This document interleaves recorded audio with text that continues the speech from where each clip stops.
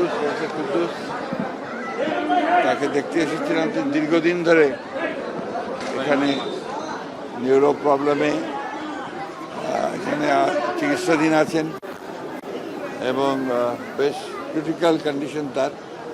তিনি বলতে পারা যায় যে বোধহয় কমাতেই আছেন।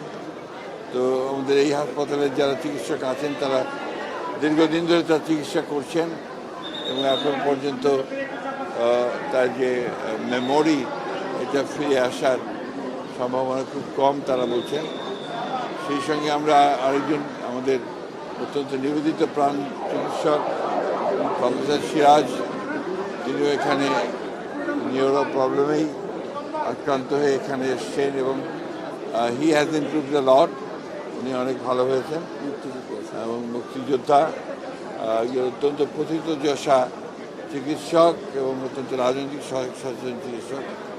তিনি ভালোর দিকে, আমরা আল্লাহর কাছে দোয়া করছি যে তিনি সুস্থ হয়ে উঠবেন। এই হাসপাতালটি একটু ব্যতিক্রমী হাসপাতাল।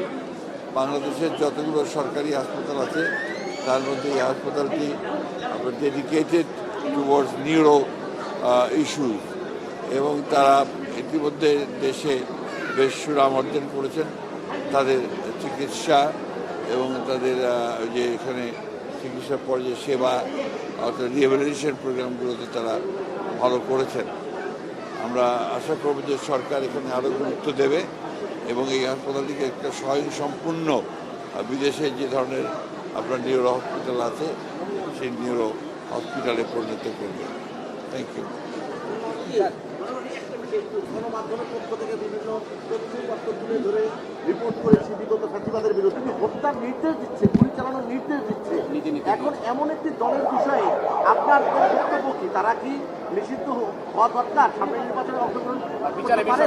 তাদের বিচারটা হওয়া উচিত কিনা? আপনারা খুব ভালো করে জানেন যে এই আওয়ামী লীগের নির্যাতন, নিপীড়ন, হত্যা, গুম, খুনের সবচেয়ে বড় ভিত্তি আমাদের দল এবং আমি নিজেও 112টা মামলা এবং 13 বার জেলে যাওয়া ছিল।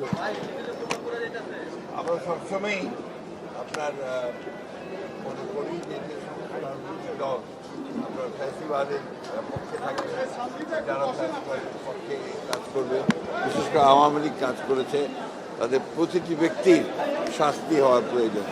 তাদেরকে নিয়ে আসা উচিত আপনার আইনের আওতায়, তাদের চিকিৎসা হওয়া উচিত এবং এই বিশেষ করে দলের প্রধান শেখ হাসিনা তিনি এককভাবে আমি মনে করি responsible for the killing of thousands of people এবং যেন টর্চার নিপীড়নের জন্য তিনি দায়ী। তার বিচার ইতিমধ্যে শুরু হয়েছে। আমরা আশাবাদী তার ট্রেনিং এবং তার সঙ্গে যারা এই হত্যাকাণ্ডের সঙ্গে, গণহত্যার সঙ্গে এবং এই ফ্যাসি আক্রমণের সঙ্গে জড়িত তাদের প্রত্যেকেরই বিচার হবে।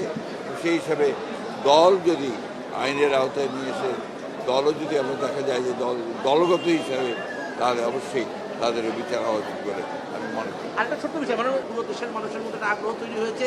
এখন আবার একটি গোষ্ঠী ফেব্রুয়ারিতে নির্বাচন না করানোর ব্যাপারে প্রশ্ন করি, সেটা হচ্ছে এনসিপির নেতা বলেছে যে বিএনপি সংস্কার এবং বিচারের কথা বলে বলে তারা নির্বাচন চায় না, বিএনপি নির্বাচন চায় না। আপনারা আমার একটা কথার উত্তর দেন। আমি এই কথাগুলোর উত্তর কতবার দিয়েছি। গত দুদিন আগে আমাকে প্রেস কনফারেন্স করেছি, তারপর এই প্রশ্ন করার তো কোনো মানে হয় না, তাই না? একটা কথা বলতে চাই, গণতন্ত্রের সবচেয়ে বড় শক্তি যদি কেউ থাকে সেটা হচ্ছে বিএনপি এবং সবচেয়ে বেশি লড়াই যদি কেউ করে গণতন্ত্রের জন্য সেটা বিএনপি। বাংলাদেশে এক দলীয় শাসন ব্যবস্থা থেকে বিএনপি নিয়ে এসেছে আপনার বহুদলীয় গণতন্ত্রে এবং পরবর্তীকালে সংসদীয় গণতন্ত্রে। সুতরাং এই বিষয়ে প্রশ্ন করার কোনো প্রয়োজন নেই।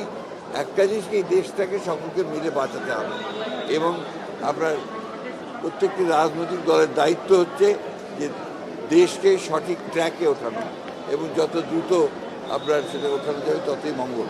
সুতরাং যারা মনে করেন যে নির্বাচন প্রয়োজন নেই, আমার মনে হয় তারা আবার চিন্তা করবেন। নির্বাচন প্রয়োজন জনগণের জন্য। সরকার একটা নির্বাচিত সরকার দরকার, যে নির্বাচিত সরকারের সঙ্গে জনগণের সম্পর্ক থাকবে। সেই কারণেই আমরা বলছি যে সংস্কারগুলো হচ্ছে, সংস্কারে আমরা অংশ নিচ্ছি, প্রত্যেকটি সংস্কারের দাবি আমরাই তুলেছি সবার আগে। সুতরাং সংস্কার এবং নির্বাচন এর মধ্যে কোনো কন্ট্রাডিকশন নেই, দুটো একসাথেই করে। জামাতেরা করছে